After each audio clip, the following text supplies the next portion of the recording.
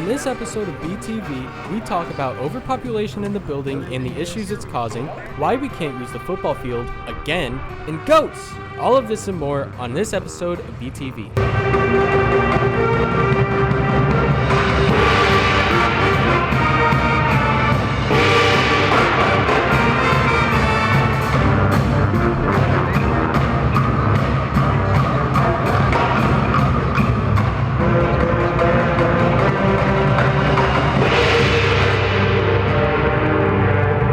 Welcome back to the first episode of the school year. I'm your anchor, Noah Bierig. New year means new people in the school, but we might have too many. If you think you've seen this story before, it's because you probably have. Overpopulation is still one of the biggest problems here. Reporter Chris Doe has more. With the population increase this year, Southeast has become the largest school in the district.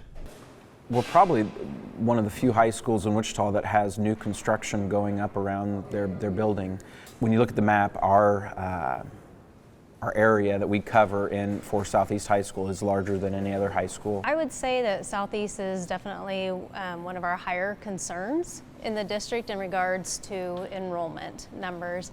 Southeast administration are trying to deal with the overcrowding problems the best they can. We're just trying to problem solve as best we can. I mean, creating new exit strategies after school where we're really trying to push kids to exit through their academic wing straight to the bus or straight out the front doors if they're a car rider. We're trying to do that. We're just constantly reflecting and trying to improve on the process to make things more efficient and safer for everybody. The district is looking into the overcrowding and any real changes will come from them. We meet frequently to discuss all of the buildings, looking at the population, looking at the numbers, looking at the enrollment. We have discussed some short-term solutions to help with Southeast. We've also discussed some long-term solutions. Many people say a boundary change is the best way to fix the overcrowding, but the district isn't ready to implement any changes just yet. I think it's important that everybody knows that we are looking into it and we are taking it seriously from the central office and from the district perspective, but just want to assure everybody that we are looking into it. We have not forgotten about you guys and that there will be solutions. We will have to wait and see what the district does in the future. For BTV, I'm Christopher Doe. Thanks, Chris. We have all these people in the building, but where are they going to go? Kids here are still asking that themselves since their schedules still have a few holes. Reporter Tanika Thompson has more. Issues with student schedules was a big problem last year. This year, in some ways, it was even worse. So we had quite an influx of enrollment this year. We actually had a faculty meeting just this morning, and we discovered that we are now the largest high school in the city. So we've had quite a few students just, transferring from different schools in the city and coming to Southeast. Youth Head Counsel Sherry Shinali says the problem mainly had to do with enrollment. We can determine that. The problem came when we had such an addition of new students that didn't go through our pre-enrollment selection. And so we had classes built for the set number of kids that we were planning on, and then we had several hundred more students that came that we weren't planning on. Many students feel frustrated by the schedule issues. Because the way they were dealing with it just seems kind of inefficient to me, just throwing everybody in the auditorium. I think we should have less kids in our school because the amount of children in here is making it impossible for anyone to get a decent schedule that they can enjoy and stick with. Counselors are hopeful that most schedules issues will be resolved soon. For BTV, I'm Tanika Thompson. Thanks, Tanika. Another problem with our population is overcrowding on the bus. Reporter Miguel Camacho has more. Early in the year, trying to find a spot on the bus has been troublesome for men. Every morning, people are standing in the aisle, sitting on the floor. People are rushing to get on the bus, and it's just terrible. It had to be like 3 to a seat, and people were standing up. Like even on the steps where you have to get on the bus, we were standing on there. Even with the desperate measures students are taking to fit inside the buses, not all students are capable of fitting inside the buses. Some of the issues that are popping up right now are students not being able to get on their bus, which does make students a little bit more frustrated or, for lack of better terms, cranky. Administration requests and student complaints regarding bus issues have not been in vain. The district is well aware of the overcrowding issues that we're facing. I fully understand that some of our buses have more students on than feel comfortable to ride.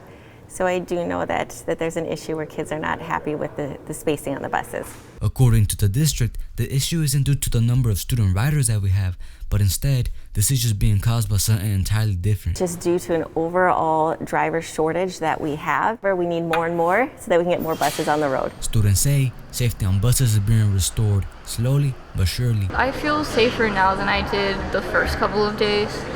I don't know about the other bus routes, but mine at least got split, so that's helped it. For BTV, I am Miguel Camacho Hernandez. Thanks, Miguel. After a full month of school, seniors finally have their laptops. At the beginning of the school year, 1,600 laptops were passed out, but 700 students didn't get one. Apparently, the district did not have enough chargers, but now that they finally have enough, they're being handed out to seniors in English classes. Anyone else still missing one will get theirs soon. Over the summer, we sometimes forget how school works, especially after the pandemic. The administration wants to reinforce some of the rules here at Southeast. Reporter Peyton Simons has more. Every year there are rules, but this year it might seem like those rules, such as the cell phone and dress code policies, are much stricter.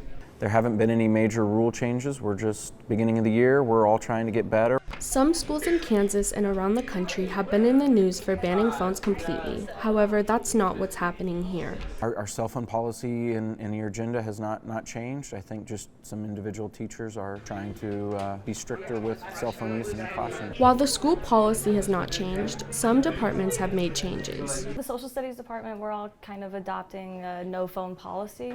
We're just not going to deal with them this year. You've probably also noticed the random dress code checks. Our dress code policy, which has remained the same, the policy hasn't changed. It's just that we're asking teachers to help us out in enforcing it.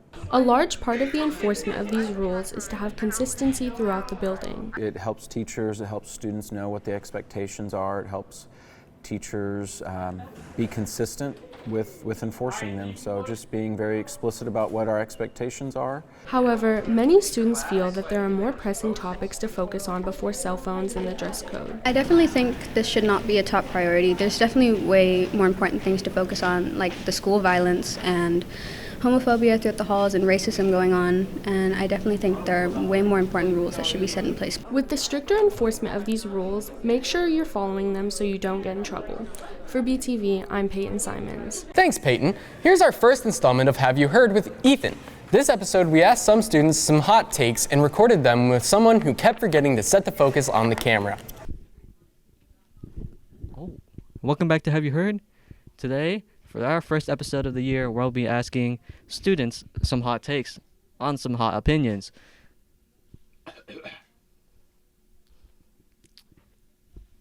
How many holes are in a straw?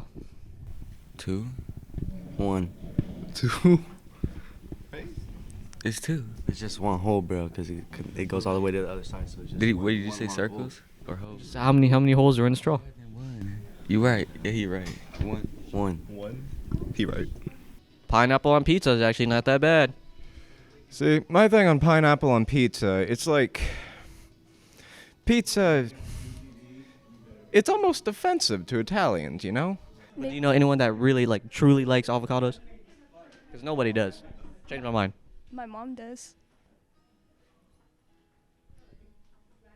I personally myself am not Italian, but I have spoken to Italians, and they do not tend to like pineapple on pizza. They think it is wrong, and Pineapple on pizza is actually not that bad. No, it is that bad. Cats make better companions than dogs. No. No? No. Nah. School is actually not that bad. School is great. It's the place to be, man. I love school. Alrighty. Do you love just being in school, or do you love teaching school stuff? I love both. It's like the best years of your life. School, high school, college, amazing time as well. So yeah, I love teaching, but being a student was great too. Alrighty, folks, that's the end of Have You Heard? We heard it here. School is bad. Stay in school.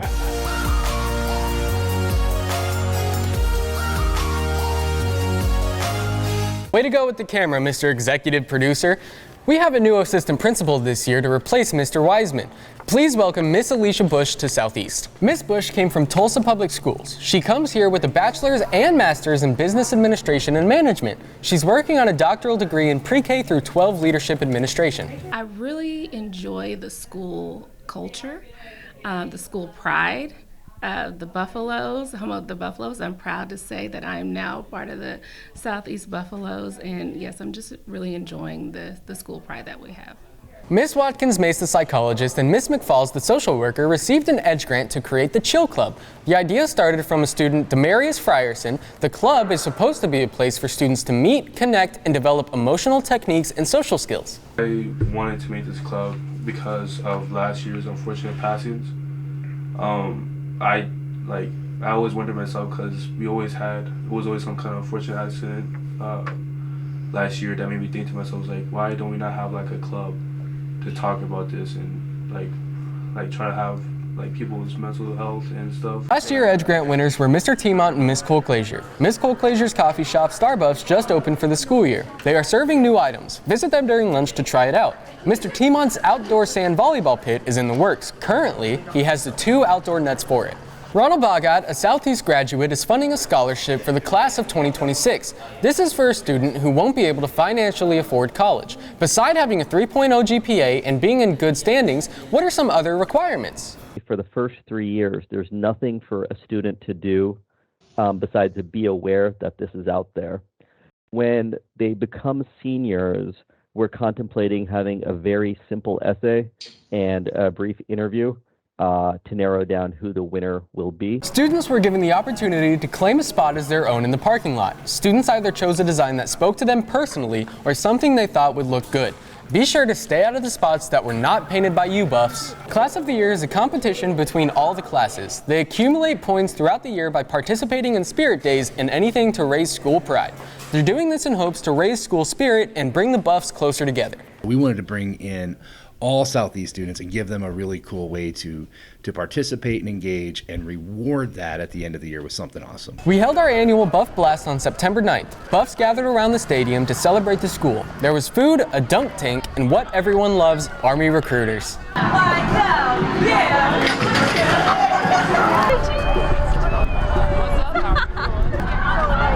there's one. Oh! There it is, third time's money shot. And now, William Sandlin with the sports.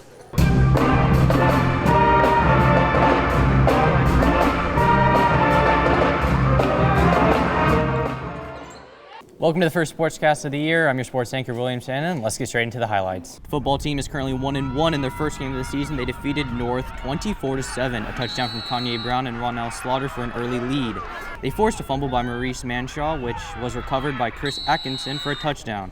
The next game was against West, where they lost 12-30. Speaking of football, are you wondering why we don't have any home games this year? Well, reporter Annalise Wynn tells us why. Southeast Stadium has always faced issues ever since the building was built. This year, during the district's annual inspection in July, where all USD 259 fields get tested, Southeast fails the test, resulting in the fields being ineligible to host games. And so the fibers help the grip with cleats and things like that. And so the less fibers and things like that, the more chances your cleats are gonna slip and fall. This results in a change of scenery for football and soccer. So our football field's playing at our baseball field because it's the best irrigated patch of grass we've got. And so we've got lines painted out there for them. And then unfortunately there's not a spot big enough for soccer to practice on. So they are being bussed every day to Stryker Field. Traveling for home games is nothing new for Southeast. People may assume this would have a negative effect, but it doesn't. So that's what we're focused on, controlling what we can control, which is our effort and our attitude, and we're going to compete. While it affects where home games take place, it also affects the players, especially seniors. We'll be straight, we'll be fine for the season. Just no home games, just got to keep rolling. It could have been worse. We could have been not practicing at all. For BTV, I'm Annalise. Golf had their first and last home tournament at Sierra Hills. The team was led by freshman Reese Hawkins, who placed 9th, and the freshman Haley Moore, who placed 18th. At Auburn Hills, the girls placed 4th overall. They were led by Haley Moore once again with a 14th place finish, as well as Angelica Boy and Violet Bigley. Tennis starts off their season at the Collegiate Invitational. The girls placed third overall and were led by Stacey Dang second place, and Anna Sesteda and Jamie Jimenez third place. In their first home game, they went up against a tough team, Capon, and lost. But a couple days later, they went to West and dominated 9-0. The volleyball girls start off the year at a tournament where they defeated Goddard. In their first game, they lost to North and Capon, but the top players were Genesis Rivera, Amaya Zayavong, and Marley Malgett. A week later, they traveled to West and dominated in the try against West and South. Most recently, they defeated Winfield at the Arc City tournament. Opening the season at the JK Gold Classic, Jake Beauchamp placed 12th with a sub-17-minute time. Emma McCormick led the girls' side with a sub-24-minute. Then at the West Invitational, boys placed third overall. Alex Dawson led the team with a sixth-place finish, where the girls finished second overall and was led by Emma McCormick, second place. Congrats to Jake Busham for winning the Vibes Preseason Cross Country Runner of the Year. Speaking of cross country, there is a new coach this year as well as a new volleyball coach. Cross country runners have had many different coaches over the last few years. This year, Emily Russell takes over as coach. Well, I did cross country in high school and I really loved it. It was my favorite team sport I did, and I love running. And so I'm really excited to combine those together with the student athletes here, and it's been really fun so far, so I'm really excited for the season. Cross country is not the only sport with a new coach. There is a new volleyball head coach too. Boyd Tiemont is now the coach after being the JV coach under Valerie Most, who was the head coach for nearly 3 decades. Watching the girls have fun together and learn and grow together, that's been really fun to see. Watching them learn skills and see them get excited about learning they can be pretty good too. Having a new coach comes with some adjustments for the players. I really like the new coaches. The adjustments have been really nice and easy. They really know what they're doing, and they really care about everybody here. It's been really good. The boys soccer team is starting off their season with a 3-4 record at the Mays South Invitational, where they placed second overall with a big win over Valley Center 6-1 before falling to Mays South in the championship match. That's it for the highlights for this episode. We hope to see more fans in the upcoming weeks. Go Buffs, and back to you, Noah. Thanks, William. Ms. Farmer has gotten some new goats. Let's take a look at them. We have 3 new goats, Honey Butter, Doodle, and Kebab. Milkshake, Sugar Britches, Betty White, and Elvira the Pig still reside in our farm from last year, living their best lives. The Big Diesel, the Big Aristotle, NBA Hall of Famer himself, Shaquille O'Neal, came to Koch Arena for Hoops for Literacy charity basketball game. The event purpose was to support early literacy for Kansas children. Our cheerleaders performed at the event with East and Heights. Well, Buffs, that's all for this episode. We'll leave you with some sights and sounds from our first assembly of the school year. See you next time on BTV.